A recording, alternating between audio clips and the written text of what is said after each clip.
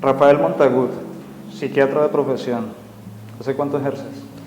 Hace 6 años, 7 años como psiquiatra, pero trabajo en unidades de salud mental desde el año 2005. ¿Cómo definís al ser humano? Complejo. El ser humano es complejo y pienso que el ser humano en su complejidad, suena redundante, pero complica la vida. La vida es muy sencilla. La vida, el manual de instrucciones de la vida es muy fácil, pero nosotros como seres humanos con nuestras complejidades somos los que complicamos la forma de vivir. El ser humano es complejo, el ser humano es maravilloso, el ser humano sueña, el ser humano se frustra, el ser humano busca la felicidad, pero no sabe cómo buscarla. Es complejo. ¿Cómo se define la psiquiatría? Es la rama de la medicina que estudia el comportamiento humano, que es el diagnóstico y tratamiento de las enfermedades mentales. La forma médica de entender el comportamiento humano y de entender las emociones de las personas. ¿Por qué los humanos necesitamos de la psiquiatría? Sencillamente hay afectaciones, ¿sí? Emocionalmente puede llegar un momento en el que nos afectamos muchísimo. Todos los seres humanos tenemos que partir del hecho de que estamos en capacidad de soportar niveles de dolor físico y dolor emocional. En la medida en que ese dolor físico, ese dolor emocional sobrepasa nuestra capacidad de tolerancia, necesitamos ayuda. Los psiquiatras aparecemos en la vida de las personas cuando ese dolor emocional es intratable y ya está llevando una incapacidad funcional de ese individuo. Ahí aparecemos los psiquiatras. Hablando de definiciones, ¿qué es el suicidio? El suicidio es el acto por el cual una persona toma la decisión de acabar con su propia vida. Es el acto, repito, en el que la persona decide terminar definitivamente con su existencia. ¿Es válido decir que un suicida es valiente o cobarde? Parte de lo que implica el comportamiento humano es no entrar en juicios. Y cuando uno rotula una conducta humana como valiente o cobarde, automáticamente está entrando a hacer un juicio de valor. Y evaluar una conducta pues tan aterradora y tan dolorosa como acabar con la propia vida entre valentía y cobardía es muy complicado. Pienso que es un concepto que no se debe utilizar. No se debe utilizar porque, repito, entraremos a un juicio que no tiene ningún sentido. ¿Cuál es la diferencia entre ideación suicida y suicidio? Digamos que el suicidio es como un fenómeno muy complejo que tiene varias fases.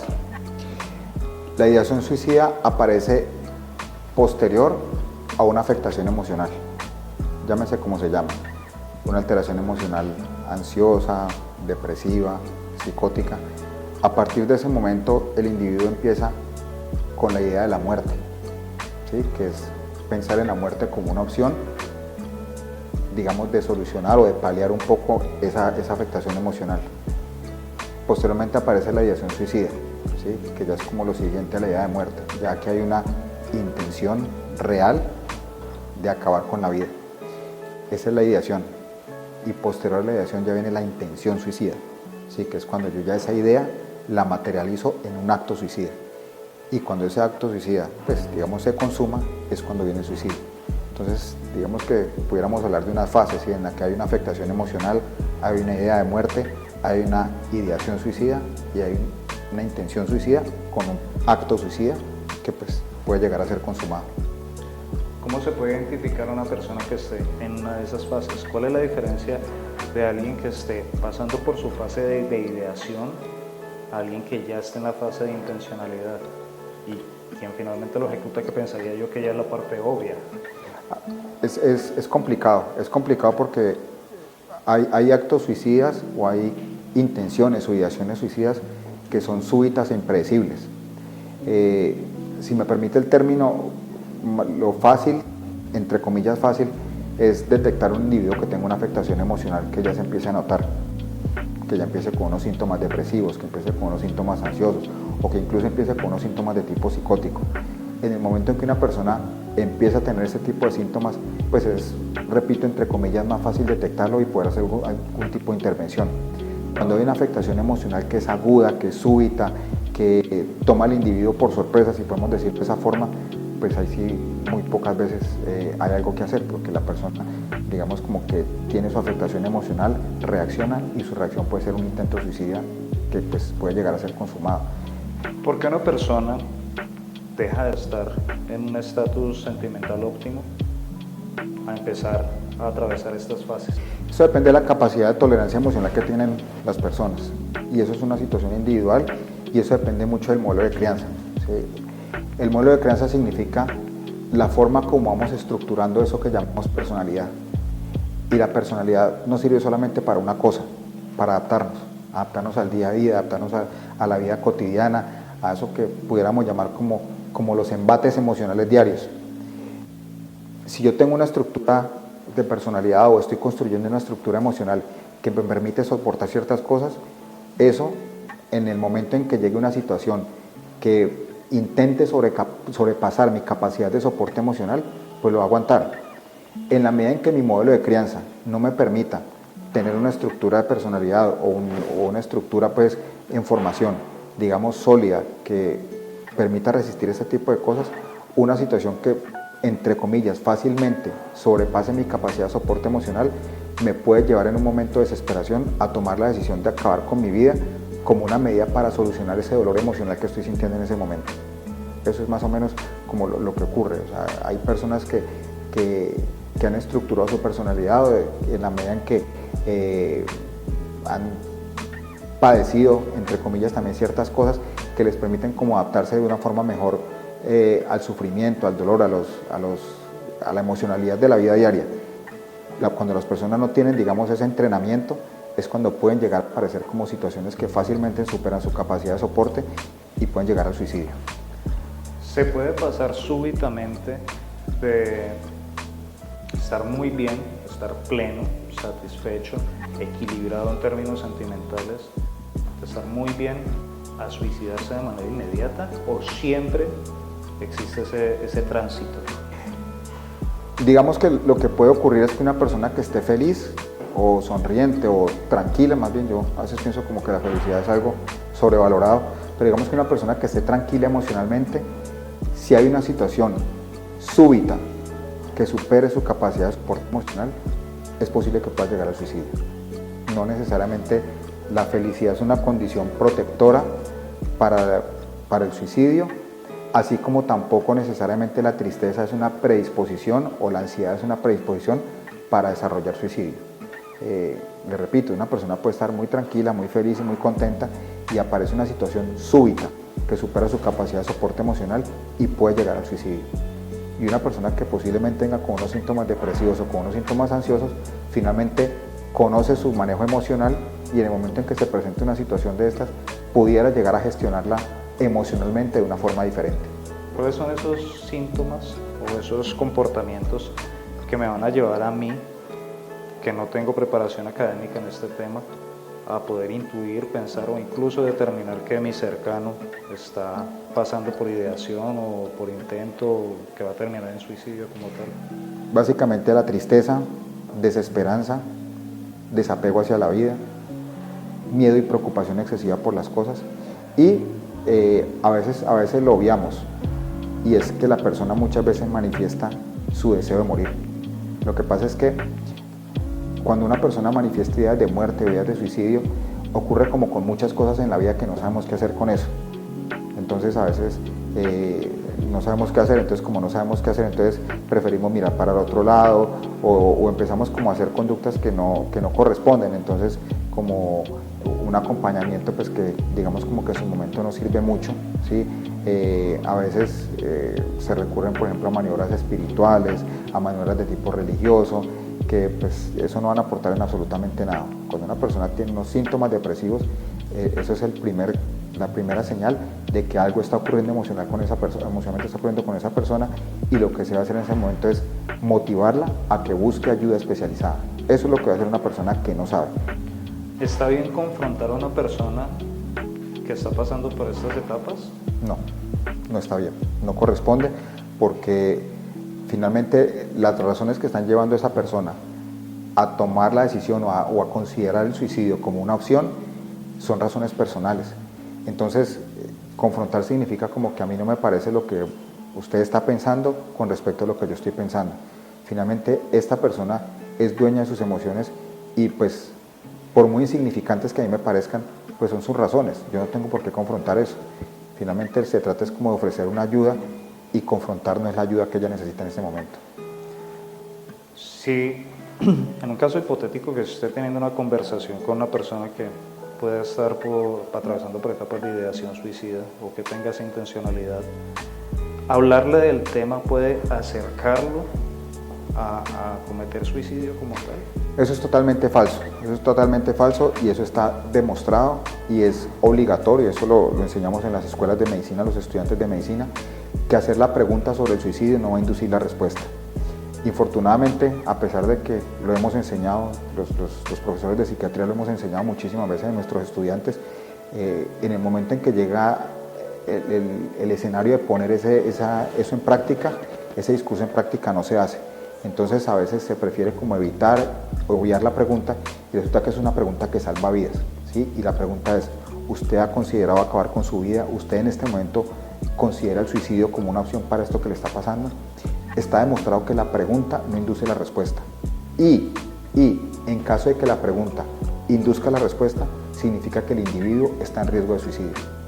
Entonces, es una pregunta que siempre se debe hacer y no induce la respuesta. Se debe hacer la pregunta, es obligatorio una persona que tiene síntomas depresivos o que tiene síntomas ansiosos o síntomas psicóticos. Derrumbemos un poco el mito que dice que el que avisa no se suicida. ¿O es cierto? ¿Siempre antes del suicidio hay un aviso o es un mito? Eso es incomprobable y sí es un mito. Eso no, hay personas que se suicidan sin hacer ningún tipo de ritual. Cuando me refiero a rituales es cartas de despedida, llamadas de despedida, no sé, gustos que se quiere dar a la persona antes de querer acabar con su vida, vestimenta o indumentaria. Eso es totalmente falso. Una persona puede intentar suicidarse de manera súbita sin hacer ningún tipo de ritual, pero también hay personas que se han suicidado y han hecho el ritual. Eso es por la famosa frase que es que, como usted lo dice, el que se va a suicidar no avisa. No, hay personas que sienten como que su partida requiere este modo de despedida, pues buscando como que sea lo menos doloroso para ellos y como tratando de dejar algún tipo de explicación sobre lo que antes de cometer el suicidio. En esta etapa de rituales suicidas, ¿hay algunos tipificados? A ver, digamos que el que más conocemos son las cartas de despedida, en el que los individuos dejan cartas de despedida, en el que básicamente pues, dan las razones la mayoría de las veces por las cuales cometen el acto suicida. Y el otro, digamos, tipo de ritual suicida, que también es el más conocido, es como la preparación del suicidio.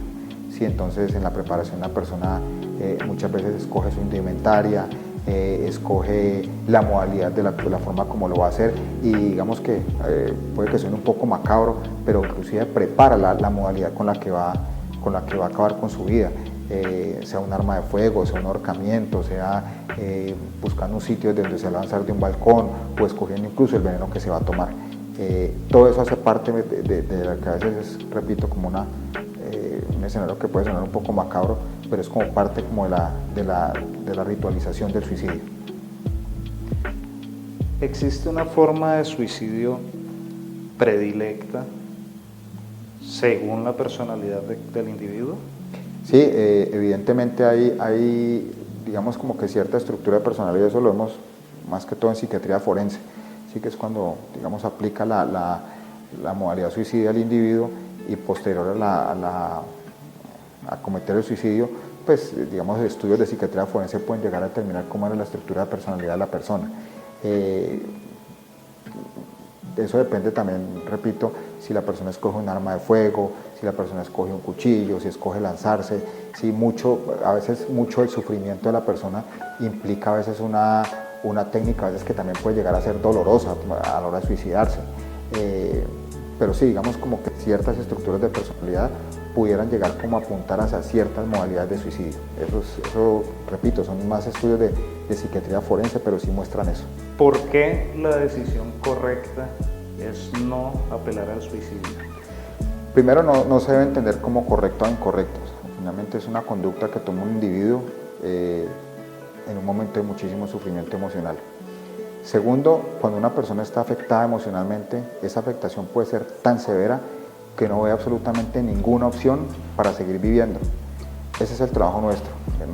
Los psicólogos, los equipos de salud mental, las unidades mentales nos encargamos de eso, o sea, bajar el sufrimiento emocional, aliviar un poco ese dolor emocional que tiene esa persona para que eso le permita ver las soluciones reales que tiene.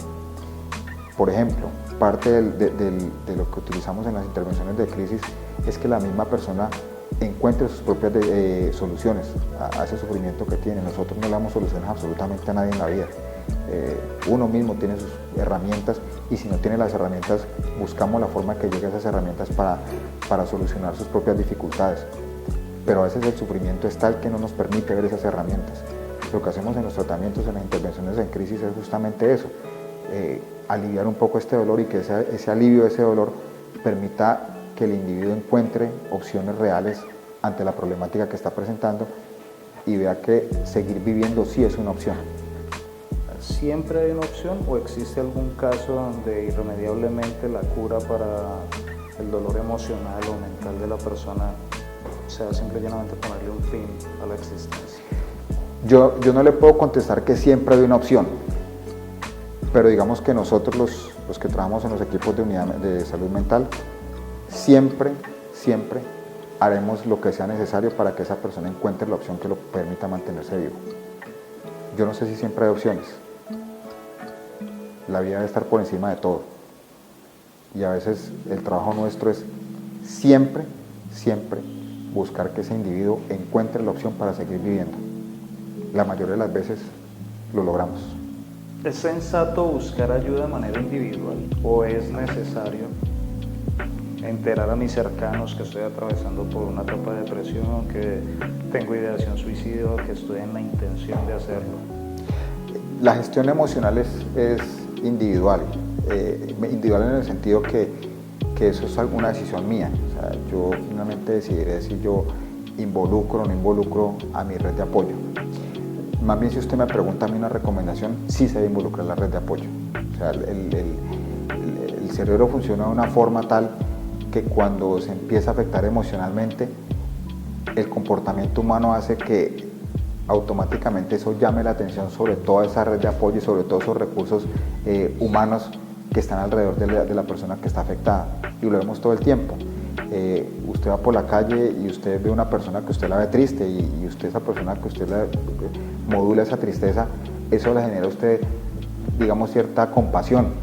Y muchas veces hemos ido por la calle, hemos visto eso y uno dice, ¿qué le pasará a esa persona? Esa persona se ve triste, se ve aburrida. Y pues finalmente uno sigue su camino. Pero digamos que si es una persona del entorno cercano y uno ve que está afectada emocionalmente, eso, repito, moviliza las emociones de quienes están alrededor, funcionamiento neurológico de quienes están alrededor, buscando proteger a ese individuo que está afectado. Igual que con el dolor físico, o sea, cuando una persona está afectada por el dolor físico y no puede caminar, por ejemplo, ¿qué es lo que hacen las personas? Van a ayudarla a soportarla. Con el dolor emocional pasa exactamente lo mismo. Entonces, aunque la intervención inicial la hace un individuo, sí es importante y necesario la red de apoyo con la que cuenta esa persona se haga presente en ese momento para apoyar a ese individuo. Obviamente, esta red de apoyo debe generar el soporte, pero el soporte que funcione para ese individuo y un soporte que sea sano, que es lo que a veces infortunadamente no vemos. ¿Es posible que cuadros de depresión o la ideación suicida sean hereditarios? La conducta suicida, sí, hay estudios que muestran que hay un patrón hereditario en la conducta suicida.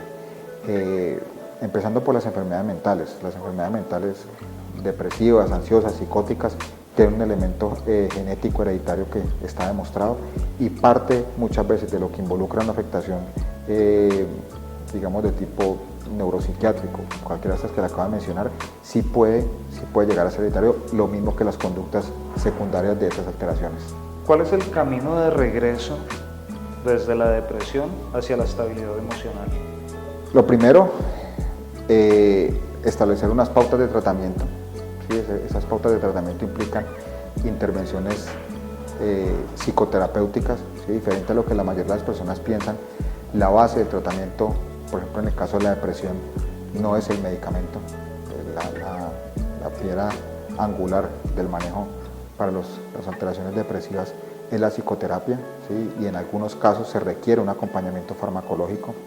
En la medida en que ese acompañamiento farmacológico y psicoterapéutico vaya generando resultados, lo que se va generando es un estado de tranquilidad del individuo en el que vaya permitiendo elaborar y gestionar ese dolor emocional que tiene.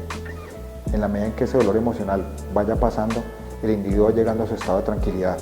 Un mito que también hay alrededor de esto es que el tratamiento para la depresión busca que la persona esté feliz. Totalmente falso. Lo que buscamos a través del tratamiento es que la persona esté tranquila. Digamos que el camino de regreso, si es la pregunta, es sacarlo como un estado de tristeza que está afectando su funcionamiento hacia un estado de tranquilidad que le permita funcionar. Es fácil atravesar el camino desde la depresión, la intención suicida, la intencionalidad suicida, a una estabilidad emocional. ¿Es fácil ese camino de regreso o requiere mucho esfuerzo de la persona? Sí requiere esfuerzo, sobre todo por el proceso psicoterapéutico. Si el proceso psicoterapéutico implica a veces abrir heridas emocionales que posiblemente han quedado mal cicatrizadas, pero que de una u otra forma están generando fenómenos inconscientes, ¿sí? Que me van afectando y que me van sobrepasando mi nivel de tolerancia emocional. Entonces a veces volver a abrir esas heridas emocionales, ¿sí? Entrar a ellas y buscar la forma de repararlas es un proceso que es doloroso. Segundo, reconocer lo que está ocurriendo es muy difícil, ¿sí? A veces, infortunadamente, no entendemos la enfermedad mental como es y pensamos que las emociones son como fenómenos que están como por aquí encima o son como auras o nubes o energías, cuando las emociones y las afectaciones emocionales son fenómenos neurológicos químicos. O sea, hay sustancias químicas que están funcionando dentro del cerebro que no funcionan como deberían funcionar, y eso es un fenómeno que es involuntario, que es el tercer error, ¿sí? Que también implica el camino de regreso, ¿sí? Es reconocer que es que esa afectación emocional y ese dolor emocional no tiene un control voluntario, ¿sí? Por eso es una enfermedad que se llama depresión. Entonces, en la medida en que yo me obligue a reconocer eso, ese camino puede ser difícil y doloroso, ¿sí? Reconocer que es que a veces tenemos la falsa creencia y la falsa percepción, porque lo que nos dicen algunos medios de comunicación, sí, en el que yo estoy por encima de mis emociones, yo controlo mis emociones, el miedo no existe, el dolor no existe, la tristeza no existe, lo cual es totalmente falso. Entonces, hacer reconocimiento de esas realidades es doloroso, entonces el camino es doloroso, es complicado, pero pues finalmente para eso estamos, para acompañar a los pacientes en ese camino de regreso, para que no lo hagan solos. ¿Siempre se alcanza el final de ese camino? La mayoría de las veces sí se alcanza, y con éxito, siempre y cuando el individuo quiera. ¿Es completamente necesaria la voluntad? Por supuesto que sí, como con cualquier tratamiento. Si yo me fracturo una pierna y me dicen que me tengo que quedar quieto, yo tengo que seguir unas indicaciones y es mi voluntad la que me dice tengo que quedarme quieto para que esa pierna quede bien. Si una persona cercana a la que yo identifico que está en etapas de depresión o con este tipo de pensamientos o intenciones no quiere asumir el tratamiento, ¿qué debo hacer? Muy complicado, es demasiado complicado porque el tratamiento para la depresión, para la ansiedad o para cualquier forma de psicosis implica necesariamente un deseo de curarse, un deseo de cura, como con cualquier enfermedad. Le podemos poner el nombre que usted quiera. Sí, dolor de rodilla, gastritis, migraña, el nombre que usted le quiera poner. Si la persona tiene ese dolor, tiene esa afectación, pero no acepta la ayuda que está recibiendo, llegará un momento en que la enfermedad como tal se empieza a complicar. Lo que infortunadamente ocurre con las enfermedades mentales es que cuando ya hay una afectación del funcionamiento muy grave, ya el individuo ya pierde su capacidad de decisión, entonces ahí sí tienen que decidir los otros y ya él no puede hacer absolutamente nada. Si ha sentido tristeza, si ha sentido angustia, si ha sentido irritabilidad, si se está afectando el sueño, si se está afectando su alimentación, si su memoria no está funcionando, si su concentración no está funcionando, si su deseo sexual se está afectando y si el deseo por vivir se está agotando y ya ve la muerte como una opción, eso se puede tratar y usted con un tratamiento puede recuperarse de todo ese dolor que está sintiendo. Lo más importante es que usted tome la decisión de entender que eso que usted está sintiendo le está generando un sufrimiento y ese sufrimiento puede parar con un tratamiento. Acepte el tratamiento, consulte, que se le puede dar ayuda y usted con esa ayuda se va a sentir mucho mejor.